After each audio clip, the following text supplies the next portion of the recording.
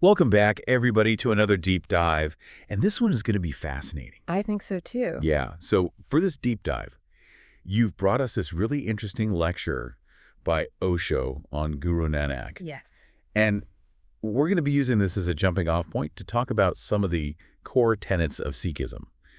But really, we're going beyond just Sikhism here. Yes, exactly. To talk about the human condition. Yeah, I think one of the great things about this lecture is that it really touches on sort of human nature and the things that all humans do, regardless of what religion they ascribe to. Absolutely. And some of the pitfalls of practicing religion that Osho really highlights beautifully in this lecture. Yeah, and that's one of the reasons why I'm so excited about this one is because we're not just talking about what Guru Nanak said or summarizing the ideas. Right. We're really going to try to dive deep and uncover those deeper layers of meaning. Yes. And find some practical wisdom we can all apply to our own lives. Absolutely. And I think what's so interesting is how Osho uses Guru Nanak's teachings as a springboard to critique religious practices across the board, from Hinduism and Buddhism to Christianity. Yeah. He's really looking at the human tendency, which we can see throughout history, to get caught up in the rituals and kind of miss the forest for the trees, so to speak. It's like he's saying, hey, look beyond the knots. Yeah. You know? Yeah.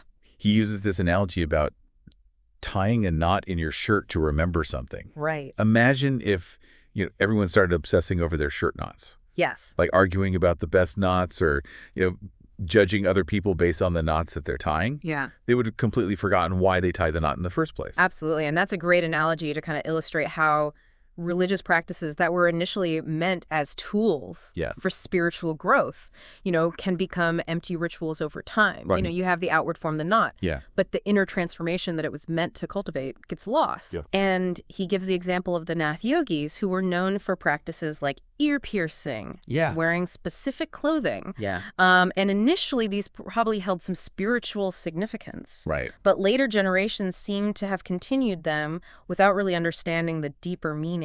It makes you wonder, right?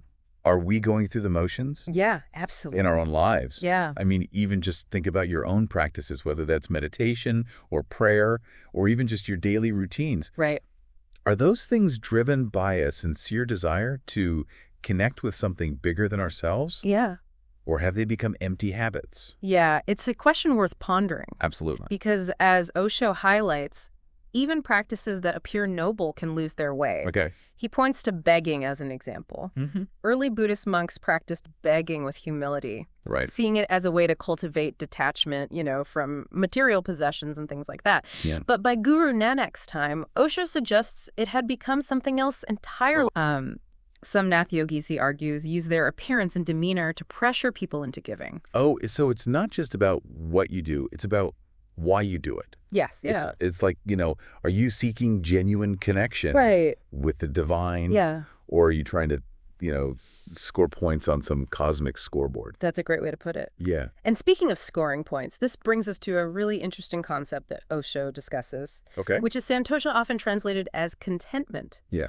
Now, this isn't about settling for less or passively accepting whatever life throws at you. Right. This is a much more active and radical way of being. Right. And I love the story he tells about the two fakirs who are returning to their hut after a storm. Yes. And one is furious that half the roof is gone. Right. And the other is overjoyed that half the roof remains. Exactly. And it's just this perfect illustration of how contentment is not about the situation, it's about your perspective. Exactly. That's the essence of santosha. You see, two people can experience the same external reality, but their internal states, their levels of contentment can be completely different. Yeah. One focuses on what's missing and the other focuses on what they have. So it's about choosing to see the glass as half full, even when it feels like the storm's ripped off half the roof. Precisely. And that choice, that active cultivation of gratitude and appreciation is something that Guru Nanak really emphasized. And Osho sees it as this crucial element of spiritual growth, no matter what path you follow.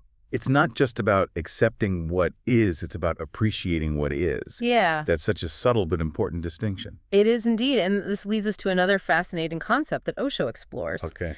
Lajja, which is a little bit trickier to translate directly into English. Yeah, I was wondering about that one because it's kind of like humility, right? But maybe also a little bit more You're on the right track. Yeah. Lajja doesn't have a perfect equivalent in Western thought, but it's essential to understanding Guru Nanak's teachings. Yeah. Osho describes it as a sense of reverence, Okay. of recognizing our smallness in the face of something infinitely vast and mysterious. So it's not just about being humble, it's about acknowledging that we don't have all the answers. Yeah. Right? That there's Yes. something much greater than ourselves that we can maybe only glimpse. Precisely. It's the opposite of egotism, Okay. of that need to show off or pretend we have it all figured out. Mm-hmm. Think of it like a bride hiding her face from her beloved. Okay. Not out of shame, Yeah. but because she's overwhelmed by the intensity of her love and feels unworthy to stand fully exposed. Wow, that's such a beautiful image. Yeah. So if santosha is about appreciating what we have, lajja is about recognizing what we don't have. Yeah. Perfect understanding, Yeah. complete control, ultimate knowledge. Exactly. And Osho argues that this humility, this lajja, is really the foundation for genuine spiritual seeking. It allows us to let go of our ego's need to be right, to be seen, to be in charge. We become open to receiving wisdom from sources beyond ourselves. It's like we're making space for something bigger, to enter our lives when we cultivate that sense of lajja. That's a beautiful way to put it. And this brings us to Osho's perspective on Riddhi Siddhi, Okay. the pursuit of supernatural powers. Right. He's not a fan, to say the least. He calls it cheap taste. Okay.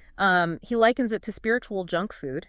It might taste good at first, Right. but it doesn't offer any true nourishment. So it's like chasing after those powers might give you a temporary high, Yes. maybe some fame and recognition, Right. but it won't actually lead to genuine spiritual growth. Exactly. It's a distraction from the real work. Right. Imagine a spiritual seeker who is obsessed with levitating or reading minds. Yeah. They might gain a following, become the star of the show, Right. but they've missed the point entirely. Yeah. True spiritual growth, according to Osho, is about transcending the limitations of the individual self, not enhancing them. It reminds me of those stories you hear about gurus who could, materialize objects or predict the future, Yes. but their personal lives were a mess. Right. Like they might have had the powers, but they hadn't mastered themselves. That's a great point. It's like having a Ferrari, Yeah. but not knowing how to drive. Right. You might look impressive, Right. but you're not going anywhere meaningful. You're just going to crash. Exactly. And Osho emphasizes that everything is impermanent. Okay. Even those flashy supernatural powers. Yeah. The real goal is to merge with the divine, to realize our true nature, Okay. not to become a cosmic magician. So we've talked about, the pitfalls of rituals. Yes. The importance of contentment and humility. Right. And this, kind of like futility of chasing after supernatural powers. Yeah. But what does it actually look like to walk this path of spiritual growth? Right. What does Osho have to say about that? Well, he highlights the importance of balancing Gaian knowledge with Daya compassion. He criticizes those who focus solely on personal liberation. Okay. Like some Jains who emphasize strict nonviolence and self-control. Yeah. Without cultivating compassion for others. Right. On the other hand, he also critiques those who focus only on outward acts of service, Right. like some Christians, without developing self-knowledge. So it's not enough to just, sit on a mountaintop meditating and seeking enlightenment. Right. You have to bring that wisdom back down into the world Yes. and express it through compassionate action. Exactly. It's about that inner marriage of wisdom and compassion. Yeah. You need both to truly walk the path. Hmm. He uses the analogy of a bird needing two wings to fly. Okay. Knowledge without compassion is like a bird with only one wing. Right. It can flap all at once, but it's not going to get off the ground. That's such a powerful image. Yeah. So it's not about becoming, a cold, detached sage or a Yeah. bleeding heart with no sense of self. Definitely. It's about integrating those two qualities, wisdom and compassion. Yes. And letting them guide your actions in the world. Precisely. And Osho sees Guru Nanak as someone who really embodied this balance beautifully. Okay. He wasn't just a philosopher. Right. He was a poet, a musician, a social reformer, Mm-hmm. who challenged injustice and worked to uplift those around him. Yeah. He was a fakir, which in the Sikh tradition is more than just an ascetic. Yeah. It's someone who lives in the world serving others and embodying spiritual values. It's amazing how Osho, weaves together all these different threads. Yes. Like the critique of empty rituals, Right. the emphasis on santosha and lajja, the dismissal of supernatural powers, Yeah. and this call to balance knowledge with compassion. Yes, it really paints this rich and nuanced picture of Guru Nanak's teachings. Absolutely. And the beauty is that these teachings are not just relevant to Sikhs. Right. They speak to something universal, I think, within the human spirit, something that transcends any particular religion or tradition. And it really gets you thinking, how can we apply these ideas to our own lives in the here and now? Right. How can we cultivate that sense of contentment, that humility, that balance of wisdom and compassion in the midst of our busy, often chaotic modern lives? That's the million-dollar question, isn't it? And it's something that I think Osho would encourage us to wrestle with. He wouldn't give us easy answers, but he would invite us to explore, to experiment, to find our own unique way of embodying these timeless truths. So it's not about following a rigid set of rules or dogmas, but it's about taking these core principles. Yes. Santosha, lajja, the integration of jnana and daya, and finding ways to express them authentically in our own lives. Exactly. It's about creating a life that reflects these values, a life that is aligned with our deepest truth. It feels like we've been on quite a journey, with this deep dive. It has been a journey. From those shirt knot analogies to the stories of fakirs and the concept of lajja.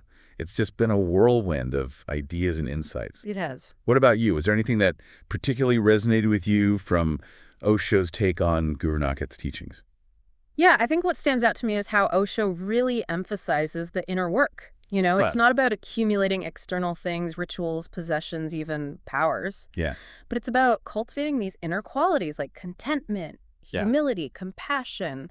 And that's really where the real transformation happens. It's like he's saying, hey, the answers aren't out there somewhere. They're within you. Exactly. And that really resonates with me, too, because it's so easy to get caught up in the external world. Chasing after that next achievement or material thing. But true fulfillment, as Osho reminds us, comes from cultivating those inner qualities. Absolutely. And it's a lifelong journey. There's no finish line. It's about continually refining our understanding, deepening our compassion, and finding new ways to express those qualities in our everyday lives. So how do we actually do that? Right. I mean, we're not all going to become, wandering fakirs. How can we integrate these teachings into our modern lives? With all their complexities and demands. That's the challenge, isn't it? And there's no one-size-fits-all answer. Right. But I think it starts with awareness. Okay. Paying attention to our thoughts, our emotions, our motivations. Yeah. Noticing when we're getting caught up in those external pursuits. Right. When we're seeking validation or clinging to empty rituals. So it's about cultivating that self-awareness, that inner observer. Exactly. Who can step back and see the bigger picture. Yes. And from that place of awareness, we can start making different choices. Choices that are aligned with those core values of santosha, lajja, and the integration of knowledge and compassion. Right. It might mean simplifying our lives, prioritizing our relationships, or finding ways to serve others. And maybe it also means questioning our own practices. Yes. Just like Osho encourages us to do with those shirt knots. Exactly. Are we clinging to routines and habits out of fear or inertia? Right. Or are they genuinely serving our spiritual growth? It's a great point. Yeah. It's about approaching our lives with a sense of curiosity, a willingness to experiment and see what works. Yeah. There's no need to be rigid or dogmatic about it. Right. It's about finding what resonates with us. Yeah. What helps us connect with that inner truth. So as we wrap up this deep dive, maybe a good question to leave our listeners with is, how can you bring a little more santosha, a little more lajja into your own life today?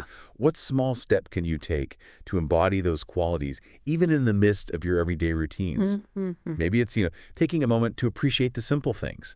Practicing gratitude. Right. Offering a kind word to a stranger. Yeah. Whatever it is, remember that the journey starts within, and as Osho reminds us through his exploration of Guru Nanak's teachings, that inner journey is the most rewarding one of all. Well said, and thank you for joining us on this exploration. May you continue to deepen your understanding and find your own path to inner peace and fulfillment. Please like, share and subscribe.